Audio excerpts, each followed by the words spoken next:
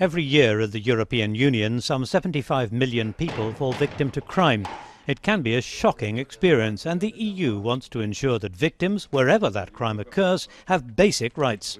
At least they will have more information. They will be subject to same procedures, knowing the same criteria. There is a long way, of course, to go to that stage, but for sure their rights will be better protected and at equal footing in comparison between the member states. With almost 1 in 4 women in Europe having been victims, a convention on gender-related violence has been opened for signature by the Council of Europe, who also produced this video. MEPs have asked for a directive on the issue, and they're not pleased the Commission has mixed it with one on general victims' rights. So they hoped to build this directive on the rights of victims in criminal procedures into a directive on gender-based violence. But you can't make a square out of a circle. The new directive already has the agreement of member states. With the agreement of the European Parliament's Justice and Women's Rights Committees, it can be brought into effect quickly.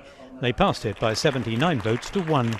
But now, when you have to make a report, you can be more sure that you're going to be treated in a different way, or maybe in a specific way, or they are going to give you some support, psychological if you need, translation, and you feel more safe that there's some legislation behind you. It's been estimated that crime costs victims and society some €233 billion a year.